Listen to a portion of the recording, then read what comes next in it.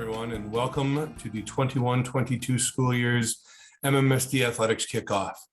Really looking forward to getting back to all 23 of our programs, being able to offer competitions and practices and connections to connect all of our student athletes with each other, with their coaches, and with the broader community through our education-based sports. It's been a long 17 months working through all the different things that we've needed to do to protect ourselves and our community, and making some sacrifices. And I cannot wait to have all of our students back with those opportunities that they cherish in the sports that they want. We're able this year to be confident we're going to be able to offer all of our programs and compete in all of our sports. There will still be some mitigation efforts and precautions to protect the safety of both our student athletes, but also our school community and community at large, which we'll talk about as we work through this. The key is we want to get back to what it means to be part of our high school sports programs. And first and foremost, these are for student athletes. And we need to be eligible and able, both physically and mentally, to be able to participate in our sports. End of the presentation today, we'll be able to get into our athletic code and some of the expectations that we have for our student athletes around scholarship, attendance, and citizenship. But how do we get started? We want to make sure everybody is physically fit and ready to make sure that they're able to handle strenuous activity. So it is required by the WIAA to have a pre-participation physical prior to any tryouts or practices.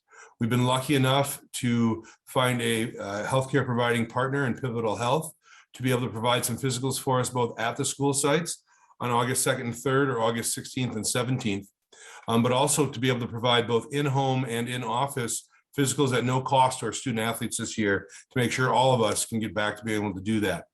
Our times and locations for those, East will be able to offer those physicals on site August 2nd from 4 to 6 and from August 16th from 1 to 3. Follett is going to offer those August 3rd and August 17th from 9 to 11. Memorial will be August 2nd and 16th from 9 to 11, and West will be August 3rd and 17th from 1 to 3 p.m. Make sure you check with your athletic office for more details on that or how to get in touch with Pivotal Healthcare and that service that they're providing to all of our students.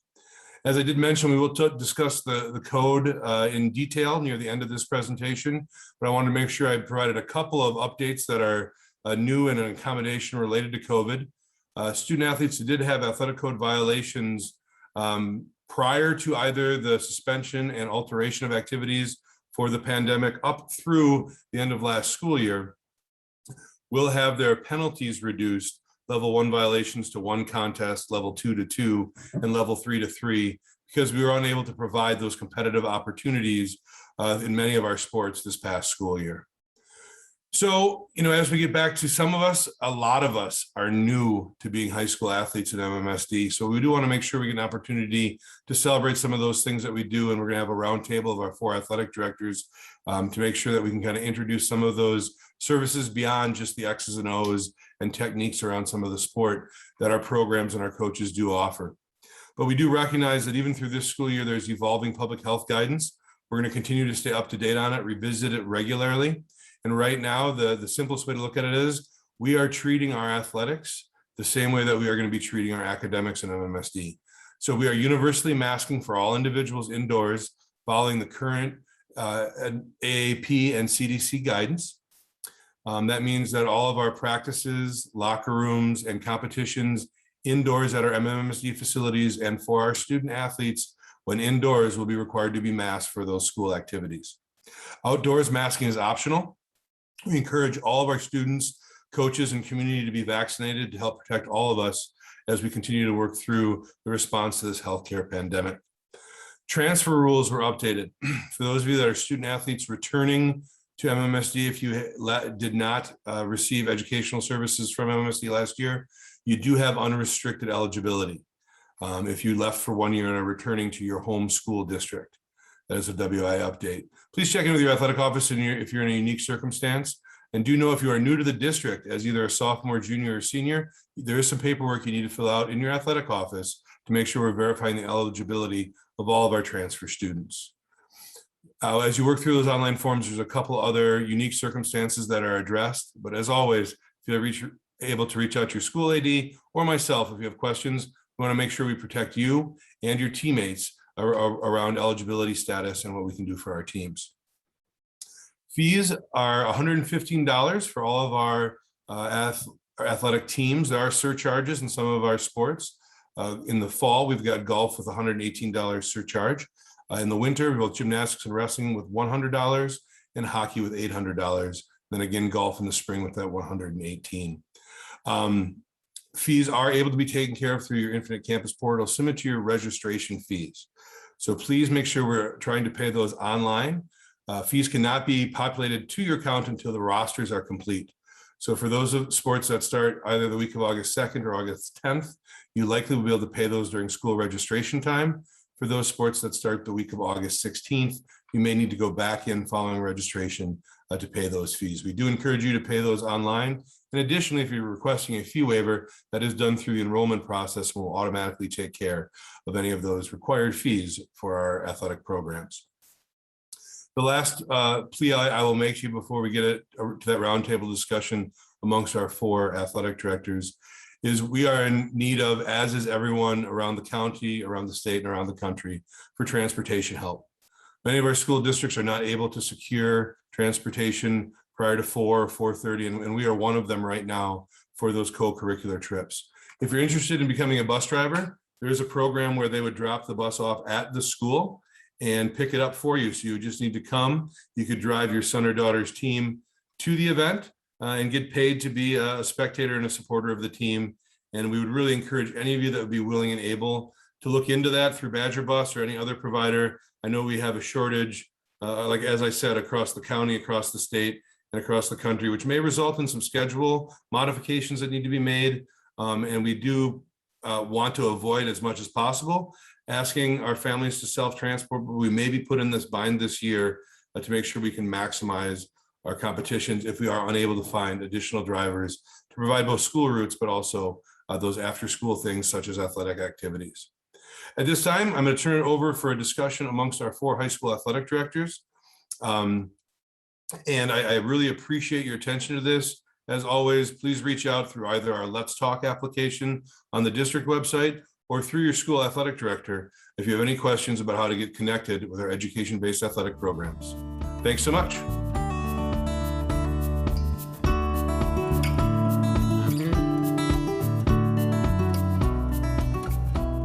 Hi, everybody.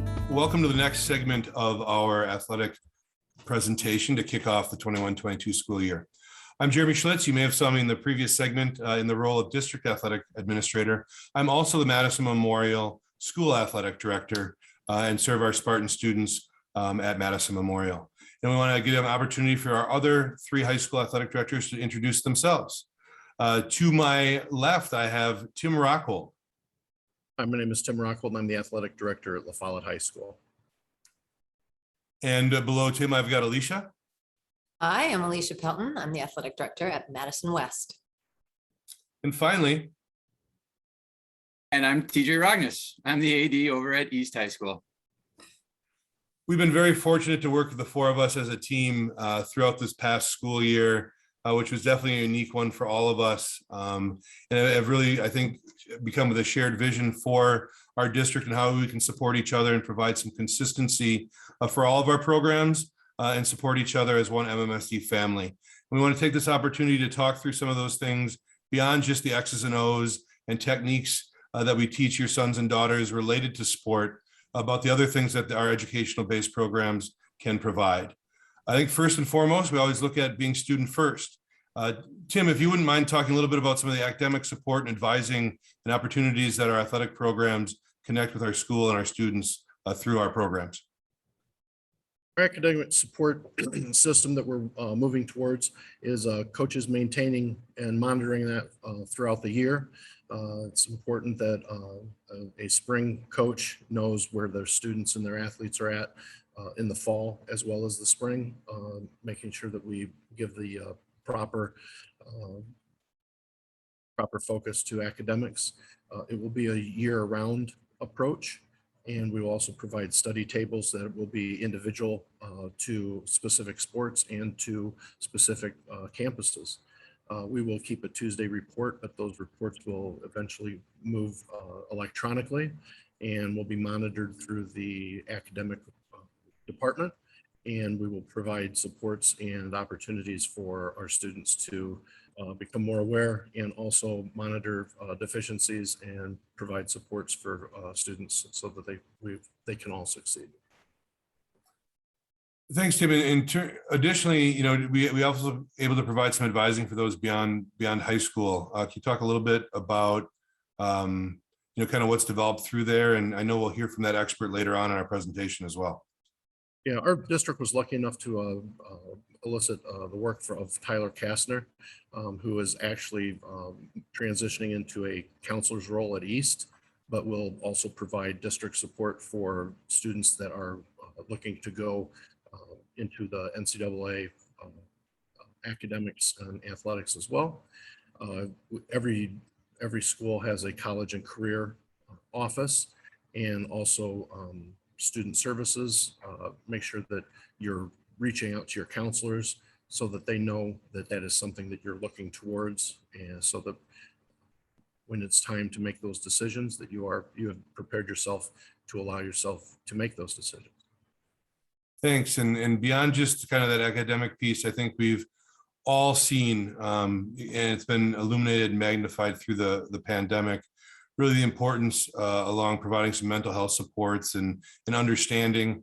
And I think we've found the connection that athletics makes really is an excellent inroad and avenue to help support our student athletes through that. Alicia, if you could speak a little bit about what some of our mental health supports look like through the athletic programs. Sure can.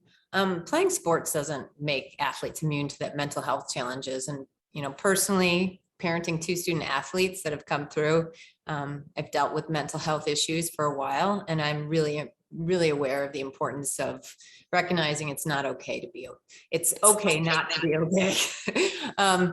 With pressures to perform in the game and the rest of their lives, being a teenager on top of being an athlete can be incredibly challenging for a person's mental health. And student athletes have those additional pressures to maintain their classwork and grades on top of the practice and games, and they stress about their futures, and even injuries can be a huge setback. So if we really think about it, when an athlete gets hurt, they receive time to heal, but what about those injuries that are invisible? And the initial groundwork has been laid at some of the high schools, with other high schools following, to take the next step in working with student athletes' mental health. For instance, here at West, we have 3 psychologists, 2 social workers, and 8 counselors who are in the building full-time and can support any student anytime. So with help of our new football coach, Coach Bonamy, we've set it up so that this staff is set to meet with the coaches in August and introduce themselves and explain their roles and provide contact information, with the goal of building relationships so coaches can reach out to them if they have concerns about a particular student. Then these counselors of teams of 2 are going to attend practices of each sport, at least one, for a brief introduction to the students and kind of explain their roles, maybe even participate if they feel up to the challenge, to help build those relationships.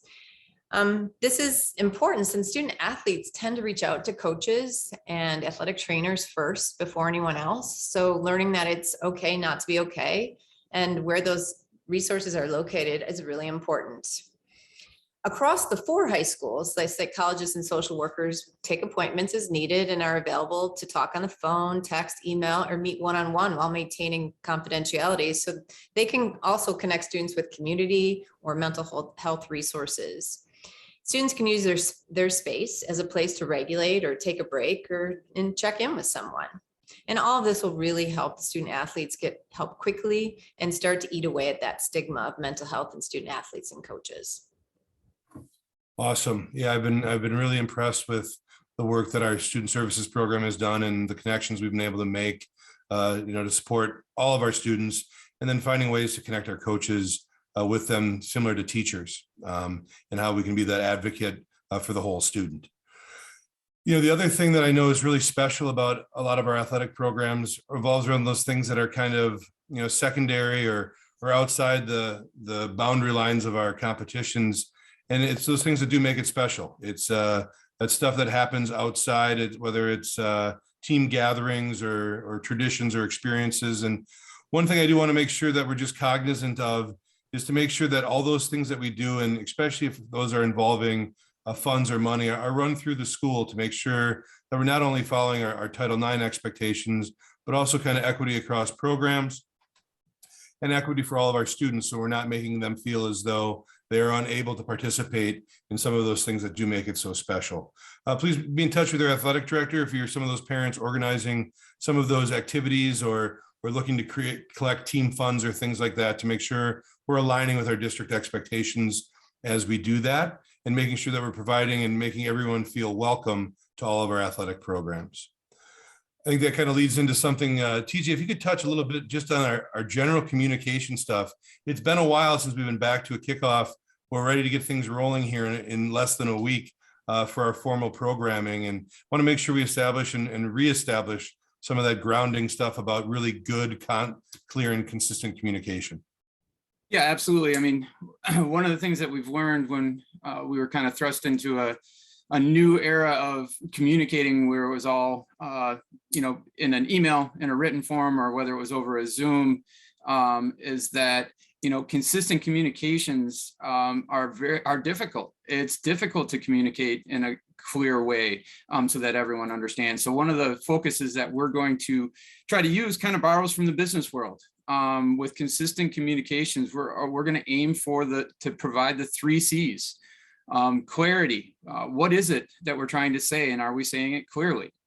Cooperation. Do we sound like we want to work together on what we want, on what we're communicating? And then of course, courtesy.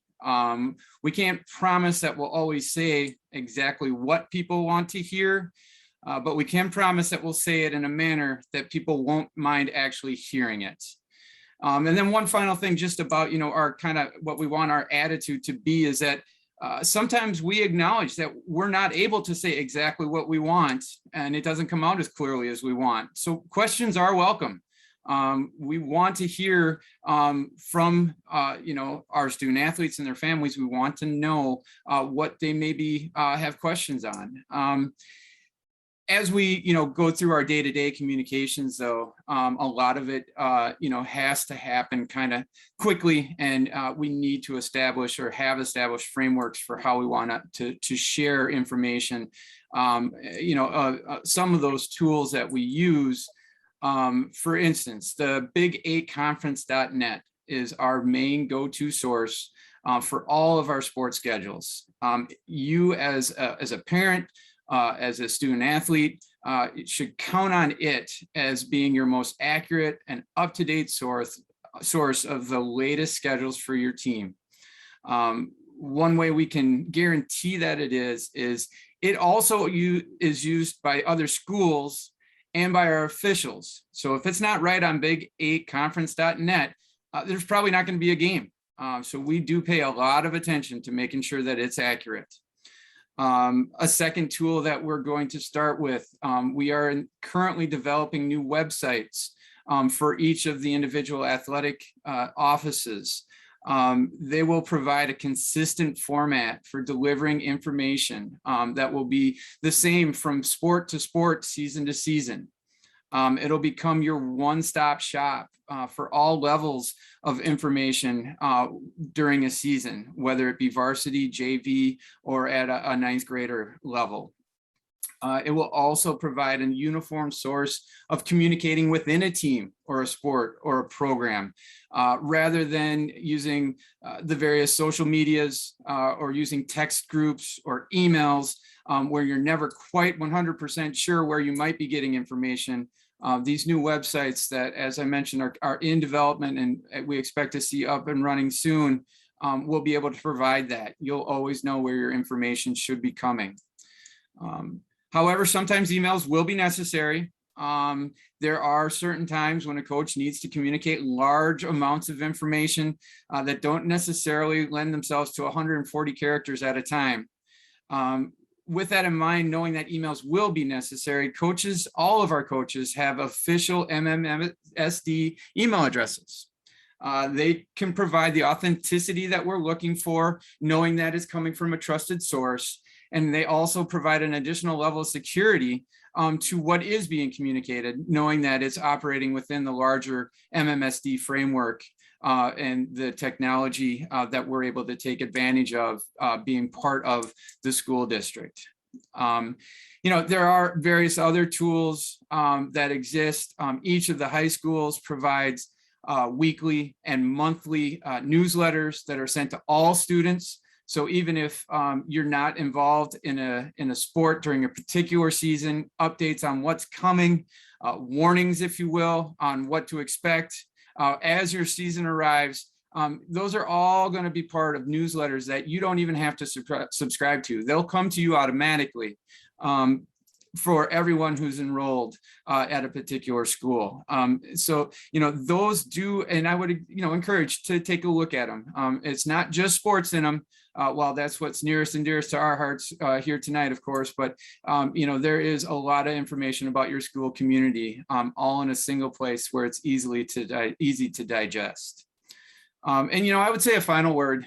Communication is not just one way. We understand that. A lot of what I've said so far is about one-way communication, us giving, or the athletic offices giving information.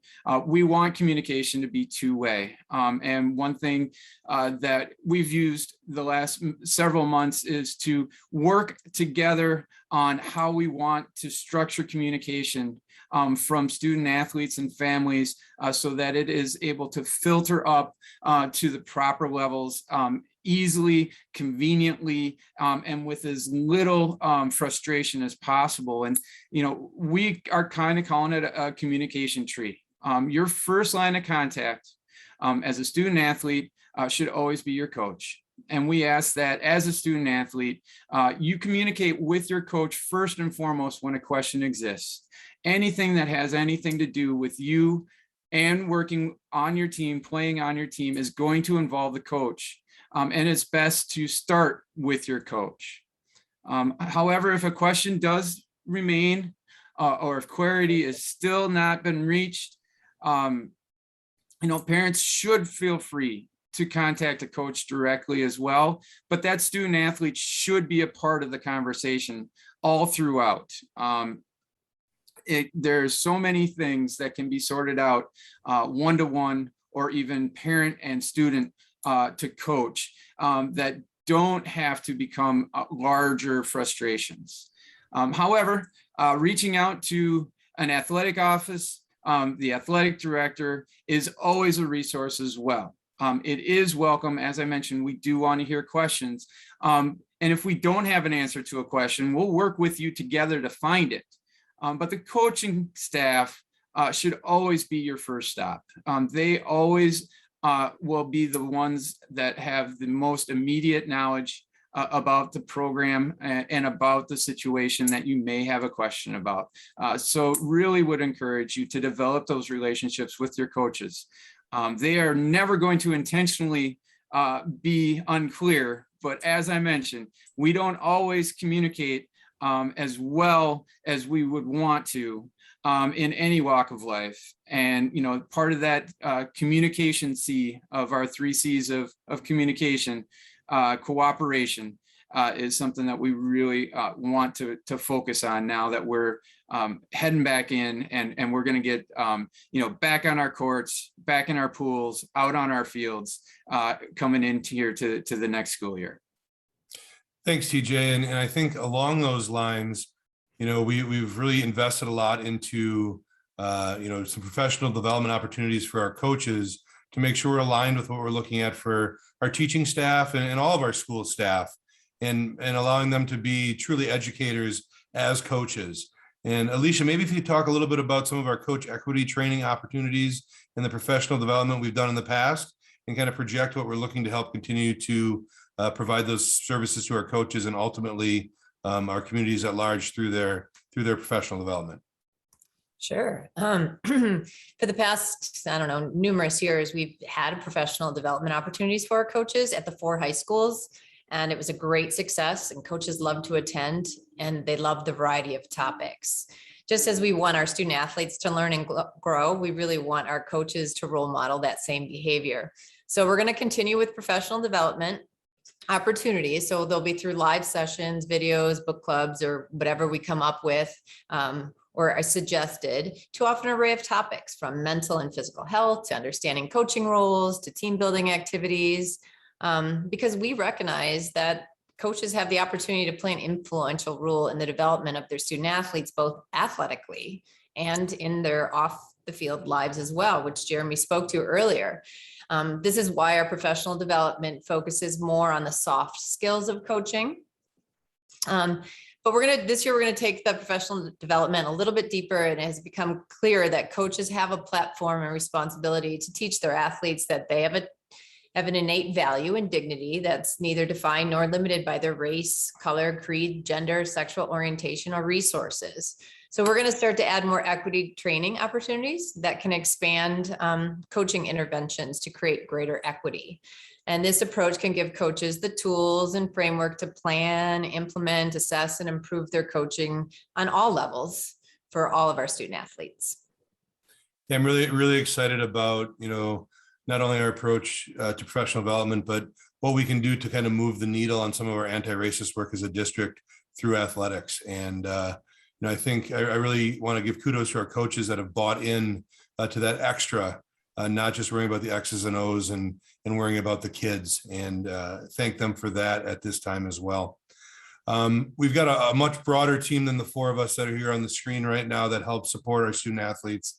One that I do really want to make sure I bring up is our athletic training partnership and resource. We're lucky to have contracted 4 athletic trainers at our 4 comprehensive high schools that serve all of our students, daily office hours, after school time, to provide support for both prehab and rehab, and then also just being able to analyze injuries and then provide support and advice, as you kind of navigate if injuries do occur. I really encourage you to take a look at your athletic trainer's message and welcome, which is later on in the programming, but also if an injury occurs, and make sure your first stop is your athletic trainer. We're so fortunate to have them be so accessible and so committed to our student athletes, and they can solve a lot of problems for you on the front end if we continue to communicate with them. I know that's something that we're going to get out through our team communications as well. But know we have that resource. Use it in season, out of season, and whenever that you need to. We are really lucky to have that UW Health athletic training resource in our district as much as we do, and thank them for their partnership with that. A few other things, we're still in that point of uncertainty. We are still at part of those pandemics, both some of our racial and social injustice and the COVID-19 pandemic. And the best part about what we've learned is how resilient our athletes and our education-based athletics community is. And we're going to be here, we're going to reach the finish line on this. And it's going to be such a wonderful celebration, and the journey is going to be excellent this year. With that being said, right now we're in a situation based on our guidance and what we're doing in schools, where one thing that we'll be doing is masking indoors universally, to protect everybody. And the buy-in for that is easy. It allows us that opportunity to do what we all love. So I appreciate everybody's, understanding of that as we look at that responsibility for the privilege of education-based athletics. We're going to be responsive and flexible with strong mitigation efforts. We are going to lead the way on what best practices are. We are going to follow strong recommendations from our public health experts and our medical experts that provide guidance to the district, with first and foremost the safety of our students, our coaches, our school community, but also our loved ones that maybe don't also have those same opportunities. And we feel that responsibility to do that is just an outreach of what we find extremely important as a team. Obviously the we being greater than me in all aspects of our lives. Any questions kind of, as we kind of wrap some things up around the round table? I have a question about the masking. How's it going to go with teams coming in and our teams going to other locations?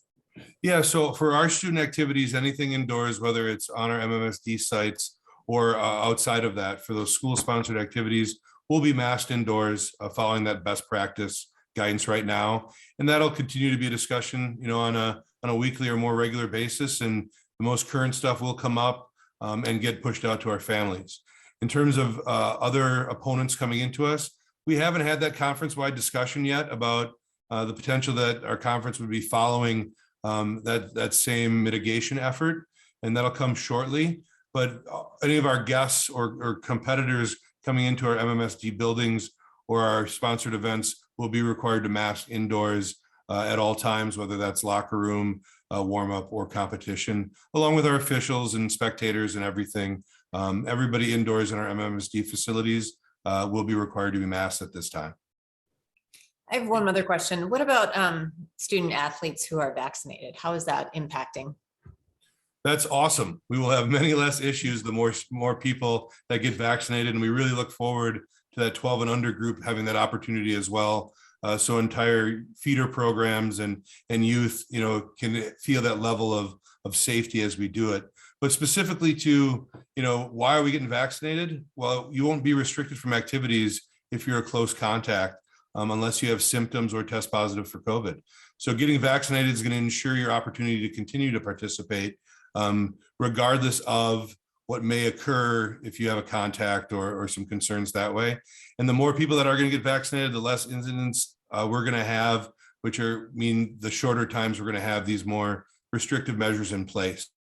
And I appreciate, again, that we being greater than me, this personal opportunity to help provide things for everybody at large, and following that science and following the recommendations of our medical experts is going to be really important for us to have a successful school year, not only in the classroom, but also in athletics.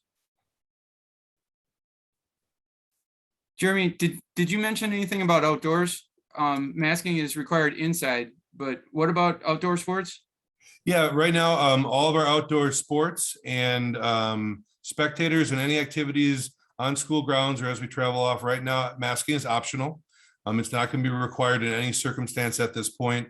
We do recognize if the public health conditions don't improve or get to a point where we would maybe need to take a step back. We've been through all those iterations and kind of that scaffolding of mitigation efforts, and we will be, extremely ready to monitor and adjust. But right now, everything that we're doing outdoors, masking is optional, and those that feel like that makes them more comfortable, it's encouraged that you mask if that's going to make you feel the most safe and welcome to be participating in all the activities that we offer. I think, I'll kind of, before we get to our other experts, what's next, you're going to get some school sports specific communications, whether that's in your August newsletter, your enrollment information, through some of the websites or different contact lists that's athletic departments or schools have. But really the key date here is get your physical cards completed, get your online forms, both parents and students, completed, so you can start from day one. That week of August 2nd, on August 3rd, football practice, pom dance, and cheer have started their fall season. On August 9th, our girls golf programs start. On August 10th, we've got our girls swim and dive and also our girls tennis. And then August 16th, we add in boys and girls cross country, boys and girls volleyball, and boys soccer. So it's here. I can't wait to have all of our students back and doing that, but you've got a couple of opportunities thanks to Pivotal Health. If you don't have that current physical, which does need to have occurred after April 1st, 2020, to be able to be counted for your WI clearance form, you do have that opportunity either the 2nd or 3rd or 16th or 17th with either on-site or they'll come to you for those physicals. Please take advantage of that so you can get started from day one. And I know we're going to hear again related to some specifics on the athletic code, which you also had as part of your online forms. And a reminder, our athletic code is in effect 24/7, 365. And, I think one way that we always look at it is we're not going to make excuses for you. But if that's an excuse to get you out of a situation you don't want to be in, always use that athletics code as an excuse not to put yourself in a situation that's going to have repercussions for you and your teammates. We'll also get a chance to hear from your specific athletic trainer as they welcome you back and look forward to being able to provide you services as well. And then finally, as Tim had mentioned, Tyler Kastner will be back with some of the resources and updates related to what you can do from your freshman year up through your senior year to provide opportunities in the athletic arena beyond high school. So thanks so much for your attention tonight to the meeting and looking forward to getting everybody back and really to the MMSD family. Thank you for everything you've done over the past 17 months to work through this. And I can't wait to see, and we had some excellent success in the alternate fall and spring across the district, both individually and as a team. I can't wait to see how strong we're going to come out this school year with all our teams and programs back. And looking forward to everybody having a successful and wonderful experience as part of MMSD Athletics. Thank you so much.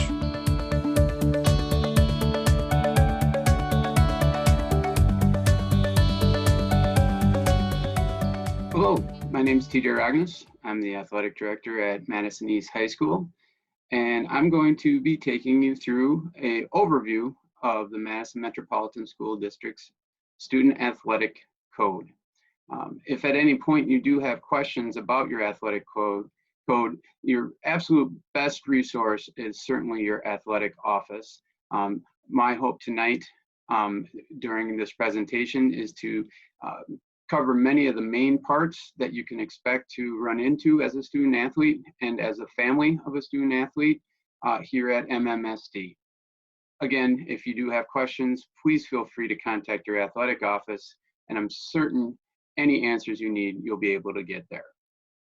So the first thing that I'd like to cover is that there are 2 steps to participating in athletics. The first step is actually becoming eligible to be a student athlete. And the second step is remaining eligible to be a student athlete. We'll begin with what it takes to become eligible and then move on to what it takes to remain eligible. The first and most important part of being eligible as a student athlete in MMSD is that you be and remain an amateur.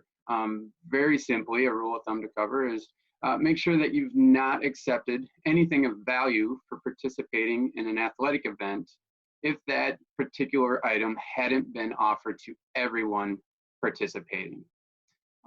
A second part of that, of being eligible, is that you reside with your entire household in your high school's attendance area. There are certain rules within eligibility that apply specifically to attendance. Again, I would refer you to your specific school's athletic office if you have questions. A second avenue to becoming eligible as far as attendance is applying for an internal transfer, which is within the Madison Metropolitan School District, or open and enroll from a community outside of Madison.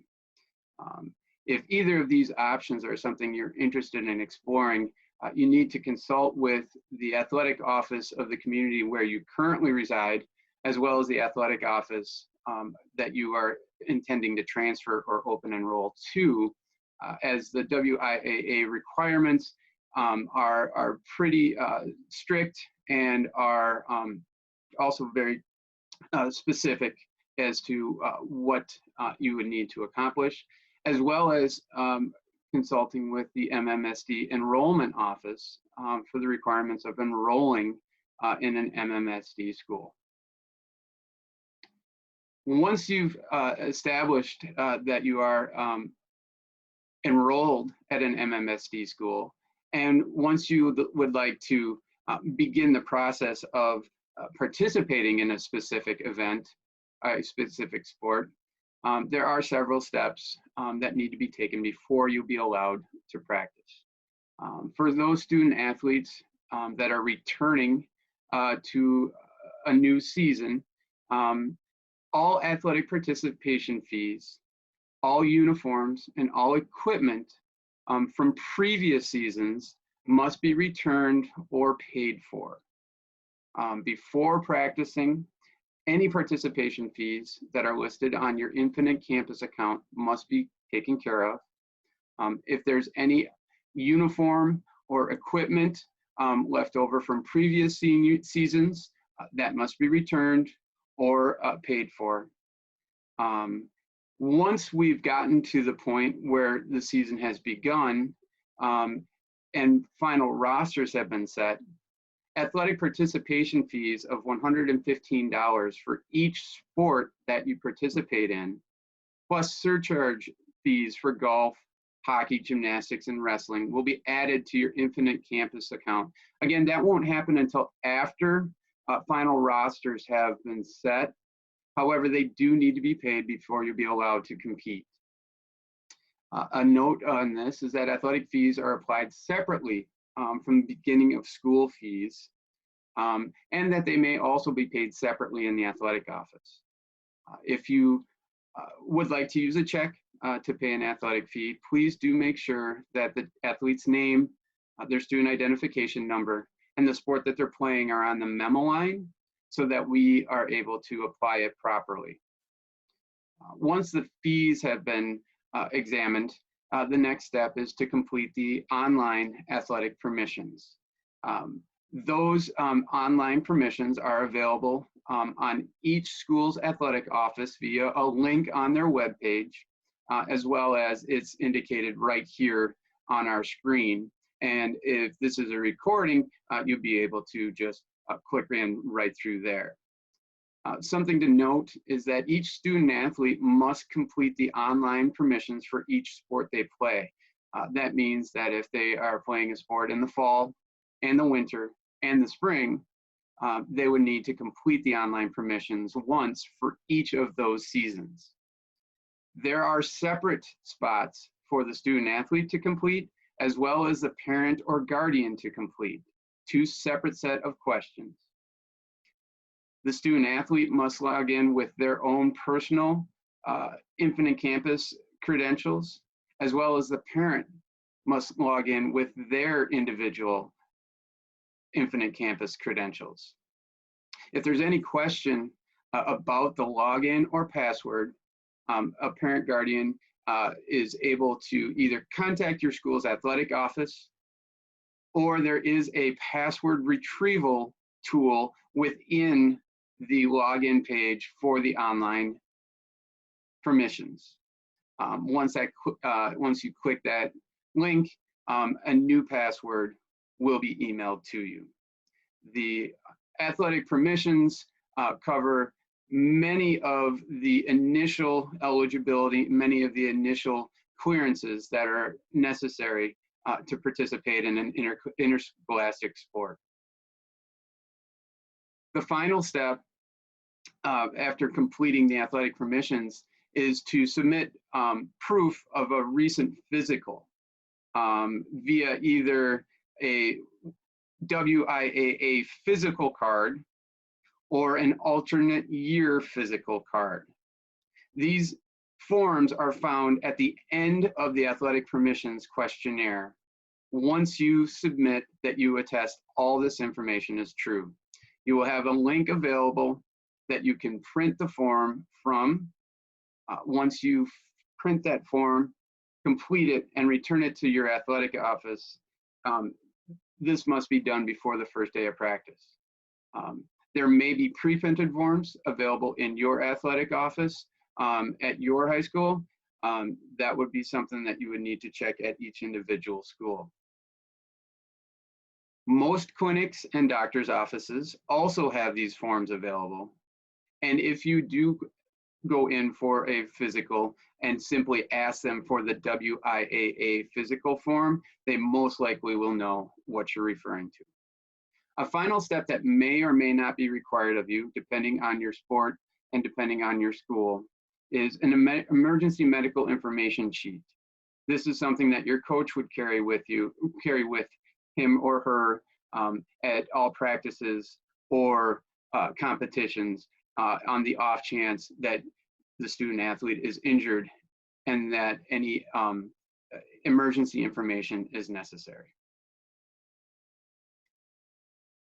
Once you've completed the pre-eligibility forms, there is a question of remaining eligible to compete throughout the course of the school year. This is measured in a variety of ways. The first is that you are demonstrating adequate academic performance at all times and in the past. The grades from the most recent high school grading period control your initial academic eligibility. For those that are incoming freshmen, they begin with a clean slate. That is, their 8th grade grades do not apply for fall sports. However, grades from the first quarter of high school will be considered when they are completed. For students that are sophomores, juniors, and seniors, the grades from fourth quarter of the last year will be what are considered for fall sports.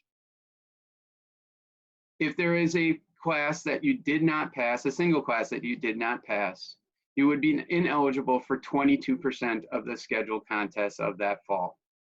If you had 2 or more non-passing grades from fourth quarter of the previous school year, you would be ineligible for 33% of the scheduled contests in your sport for that fall.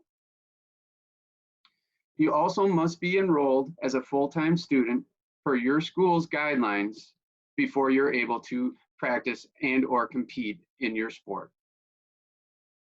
And finally, you must be attending and passing all classes during the current school session. These are measured by weekly academic status reports, which are also known as Tuesday reports, as they are commonly submitted to the coaches on Tuesdays. These reports show a snapshot of the student athlete's academic standing in each of the classes that they're currently enrolled in. If the student athlete displays a non-passing grade in any class for 2 consecutive reports, they are ineligible to compete until that grade is raised to passing, and that will be at least a single contest. Attendance is also tracked. If there are any unexcused absences that appear on 2 consecutive attendance reports, the student athlete would be ineligible for at least 1 contest. Another section of remaining eligible is adherence to the MMSD athletic code. There are questions as to why does an athletic code exist. Among those is that it is a WIAA requirement for all Wisconsin high schools to have an athletic code. It provides consistent expectations that guide, govern, and measure the conduct of our student athletes. A note on this, where MMSD has 4 high schools, the athletic code is the same for all high schools in Madison. And the athletic code is enforced the same at all high schools in Madison. We have an athletic code to emphasize the year-round responsibility that all student athletes have to conduct themselves in a way that reflects positively on themselves, their families, their schools, and their communities. And it is a demonstration of the privilege that being an MMSD student athlete is.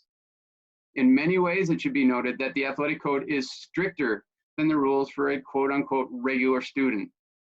This is further evidence that participation in sports is a privilege that has to be earned on a continuing basis throughout the school year. Now, unfortunately, with the code, there are occasions that violations occur. And when these violations occur, there are consequences that the student athlete will face. Within the Madison Metropolitan School District's athletic code, there are 3 levels of code violations. Level 1 include non-athletic tobacco or drug-related violations, and in some unique cases, self-reported athletic tobacco or drug-related violations. For a level 1 violation, the first time it happens, a student athlete will be ineligible, depending on the severity, for 1 to 4 contests within their season. Any subsequent violations after that first time violation, the student athlete will be ineligible for 25% of the season.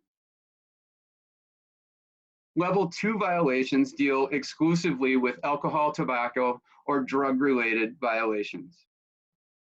A violation for a level 2, a penalty for a violation at level 2 is an ineligibility for 50% of the current or upcoming seasons. The final level, level 3, is for extremely serious violations.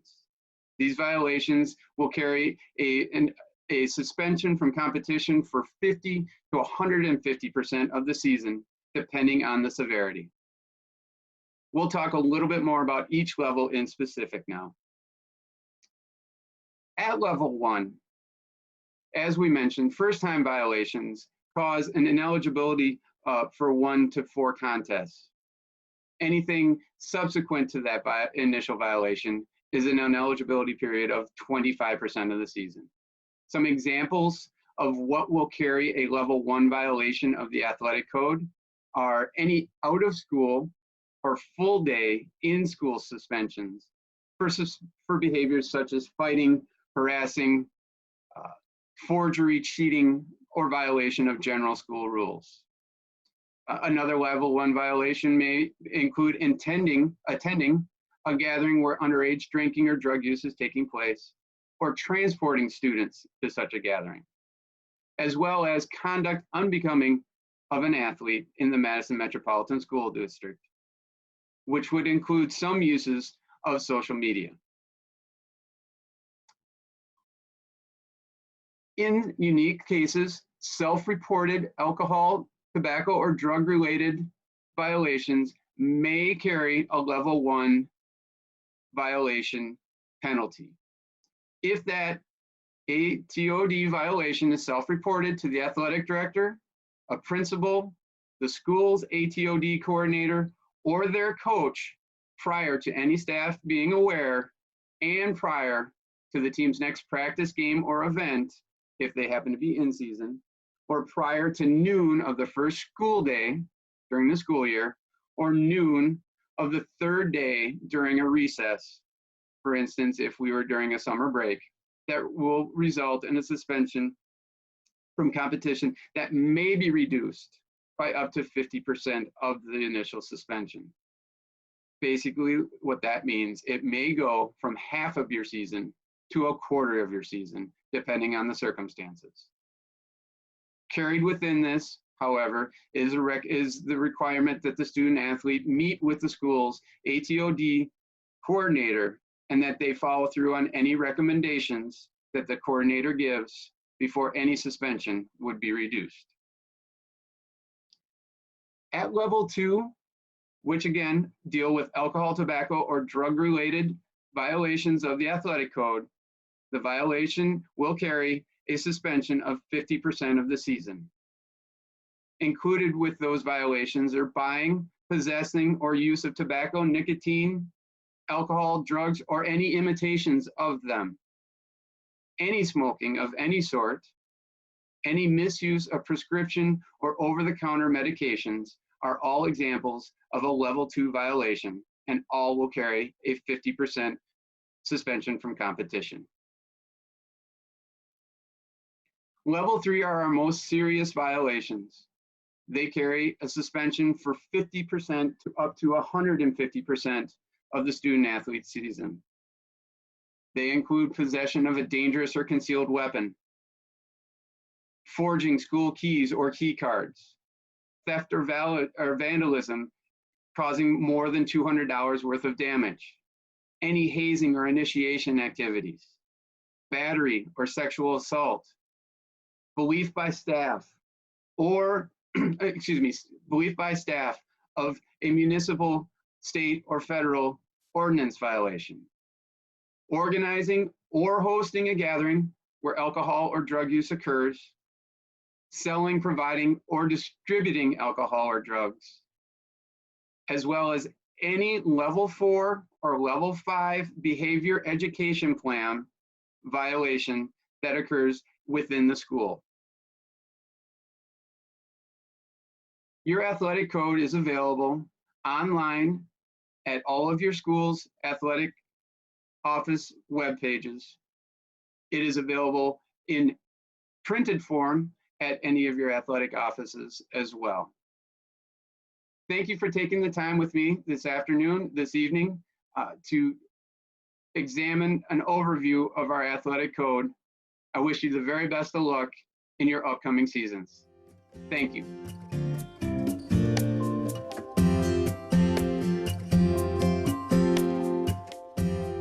Hi, Spartan families. I'm Bree Brown. I'm the athletic trainer, and I've been asked to share some information with you about our program here at Madison Memorial. This slideshow has my email address on the bottom, so if you need to get a hold of me, you can use that. Otherwise, all of the coaches on staff do have my phone number, so if you need that, you can go through your coaches or Mr. Schlitz to get a hold of me.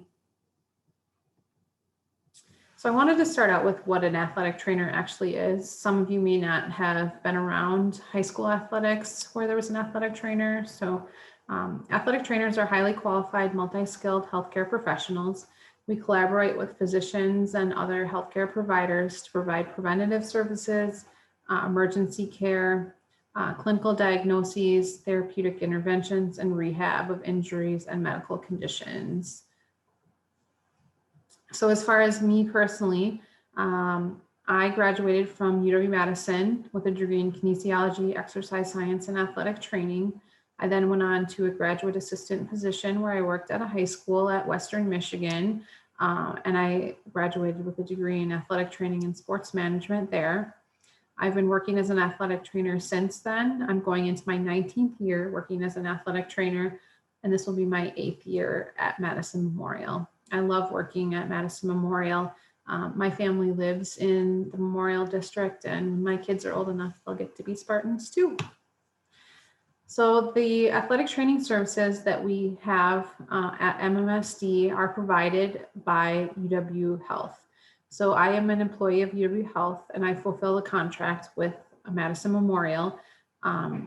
And because of that, I have some additional roles, including working in our sports medicine clinic at UW Health, usually at the Research Park location. That can be really helpful for getting kids in to see some of our sports med physicians. So I really enjoy doing that part of my job as well.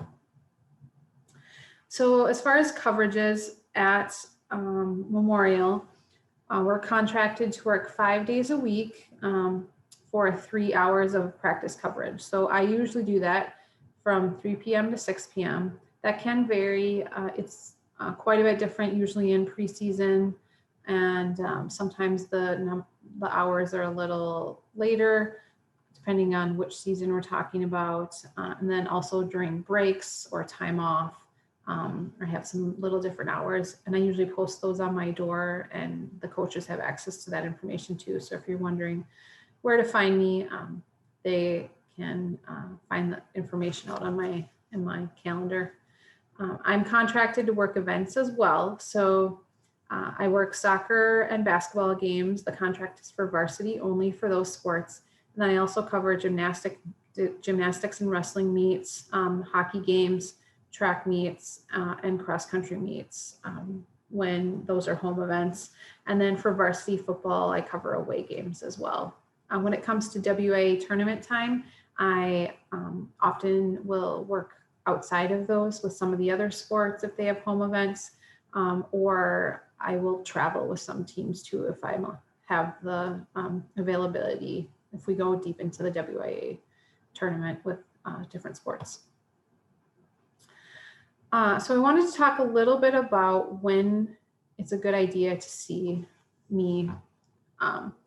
So acute injuries during practice or games are obviously something that's really important. So if something happens while you're competing or when you're practicing, then come see me and we'll figure it out.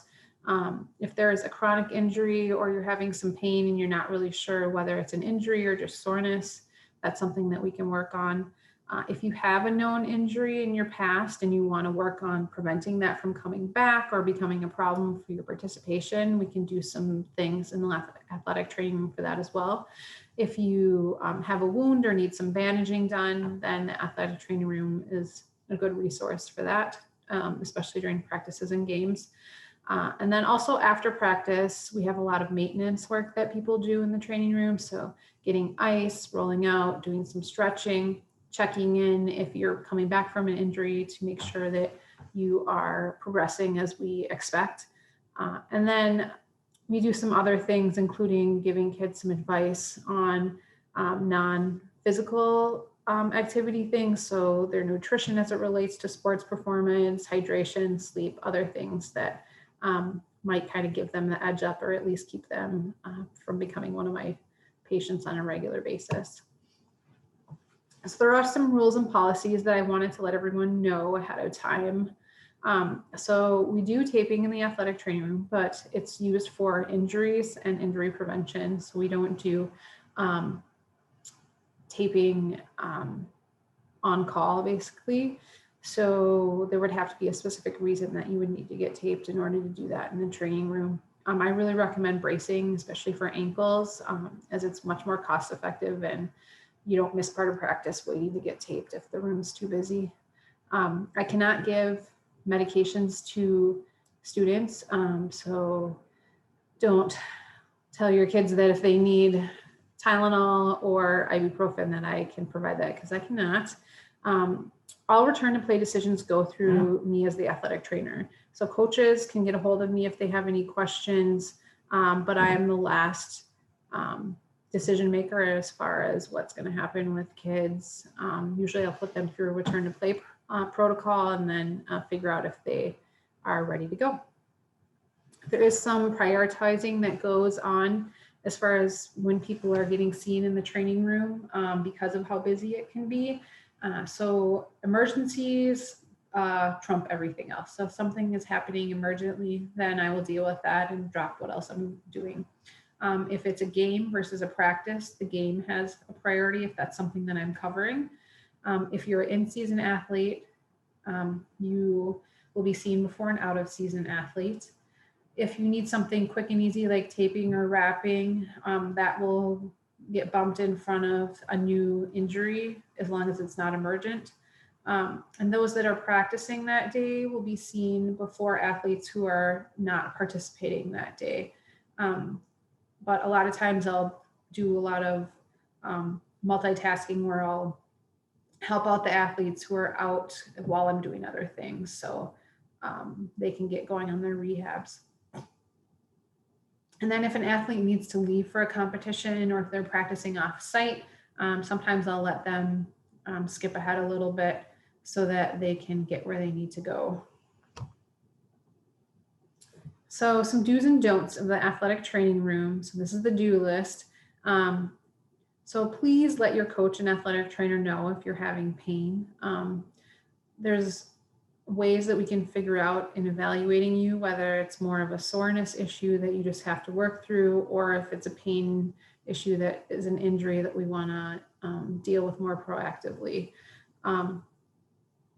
If it's during practice and you have some issues, let the coach know, and then you can come see me. So don't disappear so that the coach can't find you or doesn't know where you went. Make sure that you discuss any injuries with your athletic trainer before you go see a physician. We can save people a lot of time and money and headache by treating things in-house rather than seeing a physician who may not be as good at dealing with athletic injuries as we are at the high school. If you do take your son or daughter to the doctor, you have to have written permission or a direct verbal contact with me for them to return to play. So the doctor saying that they're good to go is not good enough from a legal standpoint for us. So make sure that you get letters saying that your athlete can return. If I give you exercises or rehab or treatments that you need to do, make sure that you follow through on those. The best thing that we can do is work hard in our rehab and get out on the courts or back on the field as soon as possible, rather than letting things go and not doing our jobs. The other thing I really do recommend is if your athlete has a last hour of the day off, or if they have a study hall, they can come early. I'm there starting at 3 o'clock before school gets out. And that's a much less busy time of the day. So that's a great time to utilize the athletic training room if you don't have class at that time. And always know that communication will happen between the athletic trainer, the athlete, the coach, and the parent after you're seen for an evaluation.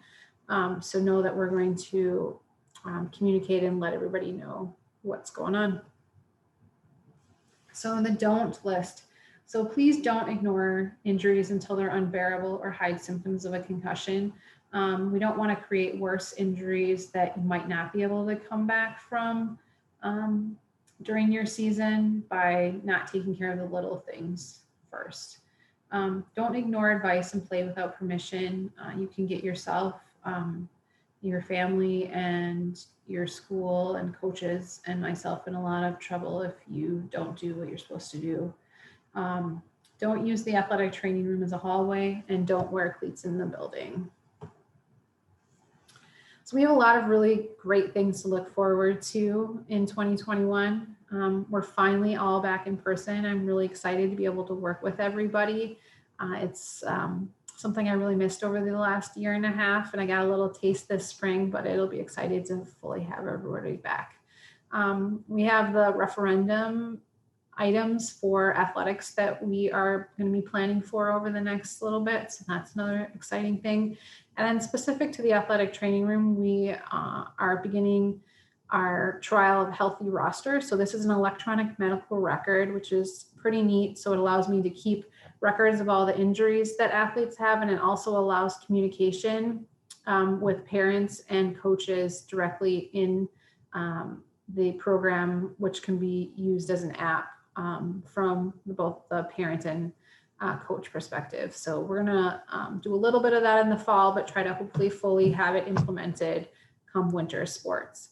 And then I also wanted to include our concussion protocol in this. I didn't want to necessarily go over the whole thing, but it's included there. So if you have any questions or you want to glance at it, just so you know kind of what the process is like if your athlete sustains a concussion, it's there for you. Anyway, I'm really excited for this coming year. This is my group of Spartans here, my family, and we can't wait to watch you all compete. Thanks a lot. Let me know if you have any questions, and go Spartans.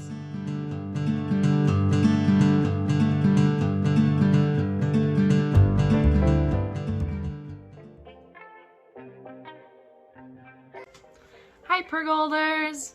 My name's Mandy. I'm the athletic trainer here at East High School. This will be my 10th fall season here at East, so there are probably a few familiar faces watching today, but I just want to do a quick introduction for any families or athletes that might be new to East.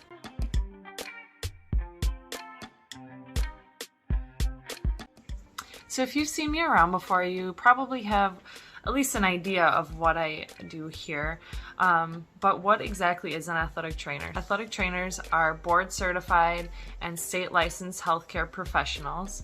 We work as part of a healthcare team. We provide primary care, injury prevention, wellness promotion, emergency care, examination, and clinical diagnosis, as well as therapeutic intervention and rehabilitation of injuries and medical conditions. So this could mean anything from managing an on-field neck injury to creating a rehab program for a sprained ankle, making a referral to a surgeon for a torn ACL, guiding return to play after a concussion, or even just being a listening ear after a bad day of practice.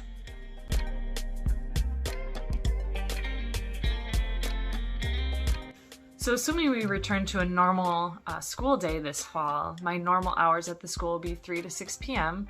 And you can find my room located next to the wood shop and across the hall from the metals lab in the tech hallway.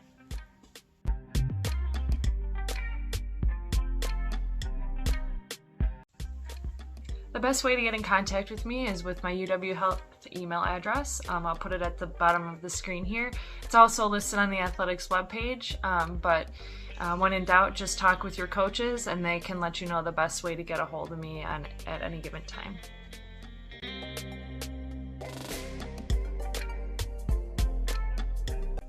I'm so glad that we're returning to a full fall season at this point, but the last year and a half have been really different as far as activity levels that our bodies have been used to. So it's really important to remember, especially this year, to take care of our injuries right away and listen to our bodies when something's not feeling right. We want to keep you active. I want to keep you in the game. I have no hidden agenda. I'm here to advocate for you and to keep you safe and healthy.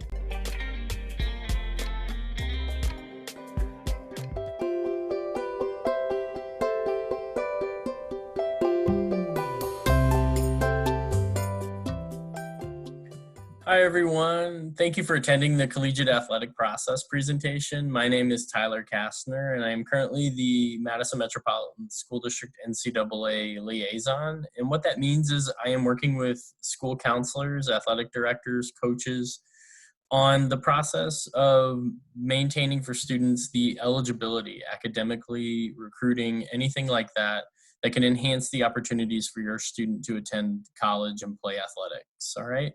So I was working this year with mainly school counselors and coaches and athletic directors. Hopefully next year I'll get to work a little bit more with individual students, and I'm looking forward to meeting some of you next year, regardless of if it's face-to-face or over video. So hopefully we'll get to do that. All right, the presentation today will cover various topics ranging from each grade level, 9th through 12th. And we will be discussing mainly the tasks that you need to start thinking about in each grade level to hopefully enhance your opportunities beyond high school to play in college. So we'll go through this presentation. It'll be a brief presentation for you, but hopefully it'll get you to start thinking about certain things, okay?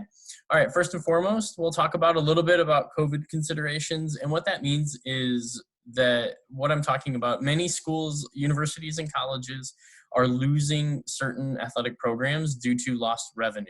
Without in-person or live sports, they're losing a lot of revenue and having to make the difficult decision to cut certain programs, all right? So what that means for you is I want you to keep all your options on the table as long as possible, all right? That means I know a lot of you would love to attend a D1 or D2 school, but sometimes the D3 NAIA and NJCAA just make a better case for you as far as being a better choice. And so I don't want you to cut or eliminate certain programs just because you're not interested in the level or you're not interested in the college at this point. You never know when that college you may be dreaming of cuts a program or due to something, unforeseen. So you want to make sure that you're keeping all other stakeholders happy as well.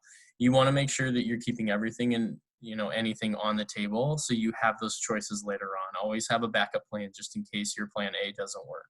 All right, so we're gonna move on from there and talk about 9th grade. All right, so for those of you in 9th grade, all right, start the conversation about planning during and after high school. And what this means is sit down with your family and discuss what are some goals you wanna have during high school. So academically, do you wanna take rigorous courses? Which courses do you wanna take? What's your interests, all right? Like if you're interested in computers, so look at AP Computer Science, right? Like you wanna take certain classes that may look really nice for one, college admissions, and then 2, your academic eligibility. So making sure that you're taking courses that are rigorous in nature. Plan how you're going to get there. Athletically, first and foremost, if you're playing, as a freshman and you're on the freshman team or the JV team, you want to make sure that like a goal should be obviously playing varsity. All right. After that, what are your individual goals that you want to achieve? All right. So come up with kind of like a game plan for your 4 years athletically. What kind of goals or, records do you want to have individually for yourself? And then lastly, what kind of extracurriculars do you want to have beyond just athletics? So start thinking of some different areas that you want to kind of, maybe venture into or start working with and getting a better resume overall to, give to a college for college admissions, all right? Secondly, one of the other important things that you need to know is where to find your 48H list of core classes. This is for NCAA Division I and II. If you are hopefully dreaming of playing Division I or Division II, you need to know where this list is because you have to take courses on this list to achieve academic eligibility to play Division I or II. The schools I have listed below are all the 4 high schools in Madison and the ACT code. You will need to have the ACT code of your school to find this list of 48H. You will go to eligibilitycenter.org.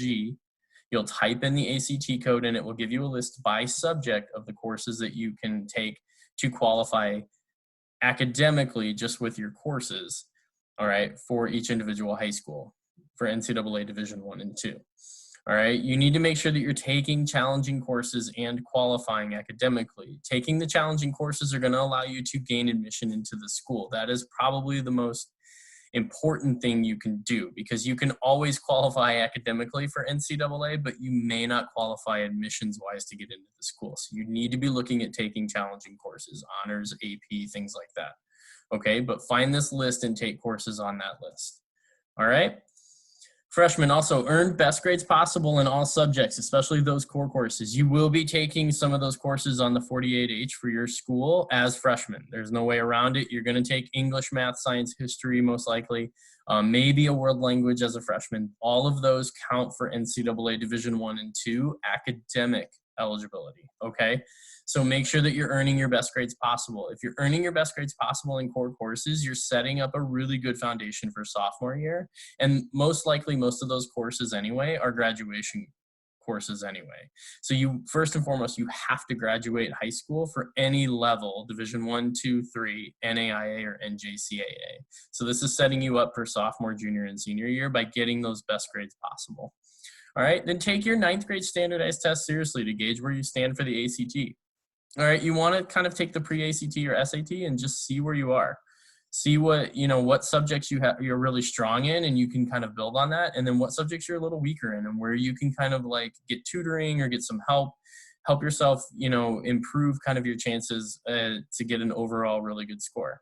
All right, start working on adjusting your overall resume. And I talked about this a little earlier, but start working on those extracurriculars that are non-athletic, okay? And that means like volunteering in the community or getting a part-time or full-time job.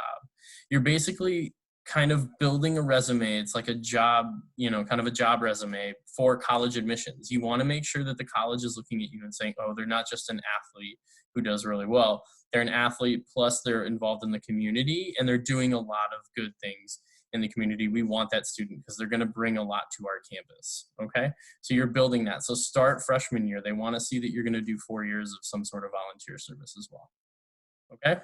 All right, for sophomores, adjust the plan for high school and beyond and create a list of schools for both athletics and academics. And what this means is we want to make sure that we're starting to create that list now of colleges and universities that you're wanting to go to.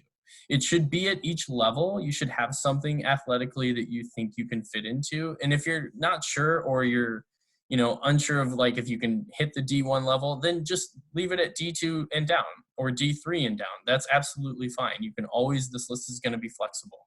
You can change the list as you kind of see fit due to circumstances. Academically, same thing. When you're taking rigorous courses, which colleges can you get into?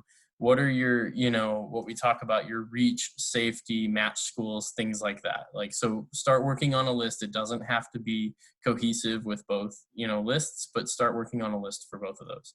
Continue earning the best grades possible in all subjects. We'll continue to harp on that. That's obviously super important. You want to get 2 years under your belt to build that strong foundation for junior and senior year. And then by the end of 10th grade year, you should register for an eligibility center account. If you are a varsity player as a sophomore, you should definitely register for the eligibility center account if you want to play Division I or II athletics. All right. It does cost, I think, around $100 to register. So you want to make sure that you're ready, with the payment on hand and things like that. If you are eligible for a fee waiver, you can also request one from your school counselor. They can punch it into the system if you are eligible. Okay. So by the end of 10th grade year, you should be doing that. If you're not a varsity player and you're unsure if you're going to play D1 or D2, it is okay to just kind of wait on it and not register until you're for sure looking at that D1 or D2 level. You will go to eligibilitycenter.org and create your registration account.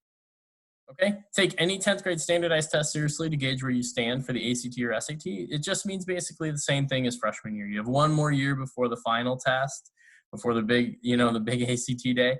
And so you want to make sure that you are really taking into consideration where your strengths and weaknesses are with each subject. All right, NCAA Division I and II, in addition to NAIA, all take your ACT or SAT score, and they'll kind of break it down to figure out if you will be eligible for the full ride athletic scholarship or a full qualifier, partial qualifier, etc.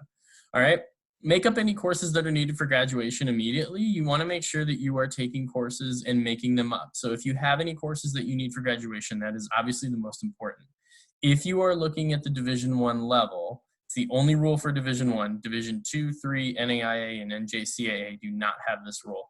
You will lock in 10 of your core courses after summer of junior year. So you need to make up any courses you failed or any courses that you want to get a better grade in. Those need to be in the system by the end of the summer of your junior year. Okay, that's for Division I if you're looking at that level.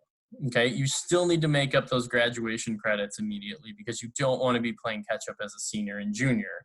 But you need to make sure that you are taking courses and getting those locked in, especially for if you are a Division I athlete, okay? Make sure you have at least 10 core courses. This is for juniors, and they fit with the required subjects for NCAA eligibility. This is what I just talked about. All right, so at the end of the summer of junior year, NCAA, once they get your official transcript, will basically break it down, and they lock in the 10 best grades you have. So if you didn't make those classes up and you're going into senior year, or you have low grades and you have to count those, they count them. You cannot change those. The old rule used to be you can change those in and out. You cannot change the 10 that NCAA locks in, okay? Take the ACT and SAT and obtain the highest score possible. Easier said than done, obviously. Take it easy. Try to take a deep breath. I know it's hard, but this is a good time to relax and take the ACT and SAT and just, score the highest score possible you can and know that you worked really hard to get there, okay? This is obviously for both of those eligibility standards. For college admissions, obviously the composite ACT score is really important. And then also for eligibility for NCAA Division I and II, they're going to look at all 4 of your subject tests on the ACT and add them together. And that will help calculate your academic eligibility with your core course GPA. Okay, and then if you are looking at NAIA schools, you can register for that at myplay.naia.org. Just go in there and register for an account, and you can also grab a fee waiver from your school counselor, and they'll submit that for you. Okay? All right, after junior year, you should have your NCAA school lead or registrar or school counselor send an official transcript to the eligibility center. They have to have an official transcript on hand to start breaking down your eligibility. This speeds up the process when you're a senior, so you can start summer practices, things like that. So you want to make sure that you do send one after junior year. All right, and discuss with your counselor, family. I would also put in there the collegiate options available to you to make up any courses for graduation or to improve upon grades. You want to obviously make sure you do this before the end of summer, before you start your senior year. Okay, and then when scheduling classes for 12th grade, know and choose core courses as electives. You want to make sure that you're picking core classes on that 48H list. There are a lot of AP and honors courses on there, so make sure you're challenging yourself for college admissions, and then also that you're doubling up kind of that Division I or II standard by taking those core courses as well for your school. All right, 12th grade, congratulations, you made it. All right, develop and implement a plan of action for completing college applications and supplementary material. All I would love for you guys to do is just basically come up with a timeline of when you're gonna, when each and every college application you're gonna submit, when are their deadlines, when are their early decisions, early actions, things like that. When are you gonna complete the application? When are you gonna get your personal essays ready, your, letters of recommendation, your supplementary essays, things like that. When is all that going to be completed for senior year? So develop that plan of action before you go into senior year. It is super busy. You don't want to be messing around with like, oh, did I submit this? Did I submit this? No, you have a checklist. You've gotten it all kind of under control. All right, take as many required and elective core courses as you can. We talked about this earlier, so make sure you're doing that. You want to make sure that you're taking as many core courses as possible. As long as you are, on track for graduation, that's obviously the first and foremost thing you need to do that's important. And then lastly, we talk about completing the FAFSA as early as possible. Make sure that you complete your FAFSA. Every student athlete needs to complete the FAFSA. Even though you may be getting a full ride scholarship or you're getting grants and awards from a certain university, you need to make sure you complete the FAFSA. You never know when you're going to get free money, and if you do get free money, that's fantastic. So make sure that you are completing the FAFSA as early as possible. Plus, you don't want to wait till the end. So if the federal or state runs out of money, you're not able to get, the grants or awards that they give you. So you want to make sure October, when it opens up, you want to go October, November, December, somewhere in there, you should be finalizing your FAFSA and having that complete. All right, and then lastly for seniors, take that SAT or ACT again if necessary, all right? If you feel like your first score wasn't really good, I would recommend taking it again. There's no harm in taking it twice. A lot of people take it twice. Submit your score. If you feel comfortable in submitting it for free colleges, go for it. My recommendation sometimes is usually just wait, see what you get, and then submit it. Especially if you're kind of unsure where you're gonna land or what you're gonna get. So you can always send it after you receive the score back. I know it does cost an extra, I think like $12 to send it to a college or to the NCAA, but it does help kind of take a little bit of pressure off knowing that the score is not going to be submitted right away. You get to see what it is, and then if it is better, great. You get to send it, and it'll hopefully improve your chances of college admissions. All right. Update any information in the Eligibility Center portal and complete amateur certification. You should be doing this anyway, so anytime you move personal records, things like taking a failed course over and doing that, you should be updating that every year. And then just, you're gonna check a button for amateur certification. Basically in April, it opens up and just states that you didn't get paid to play in high school. All right, after graduation date posts on official transcript, ask your school registrar, NCAA lead to download the official transcript to Eligibility Center. This just means that you're gonna send your official transcript with a graduation date posted to the Eligibility Center for them to finalize your academic eligibility. And at this point, it should just be kind of a quick process. They just need to break down your senior year and make sure that you took everything you needed and you align with all of the academic requirements, okay? But it has to be an official transcript with a graduation date, so make sure that's on there when you send it. All right, and then lastly, where can you go for help? High school coaches, athletic directors have great resources. Please utilize them. They have connections in the college world. They know what they're talking about as far as your athletic ability, and they can really assist you in kind of developing a good game plan of which schools may be best fit for you athletically. Academically, they can take a look at that stuff and help you out kind of a little bit on that as well. So they're great resources. Please utilize them. And then school counselors and teachers obviously could help with, personal, like editing personal essays, looking at, your letters of rec to make sure that they align with where they need to be, or college application deadlines, FAFSA, things like that. So please utilize them also. And with all four of these, you can definitely utilize them at the same time and get, all your tasks done. So hopefully you can utilize this next year in person, but if not, utilize those video calls and things like that. And I hope you got something out of the presentation. I hope you can start working on this. This is a perfect time to do it over the summer, to start working on your lists and timelines and things like that. All right, so thank you for tuning in with this, and I hope you guys have a really great rest of the day. Thank you.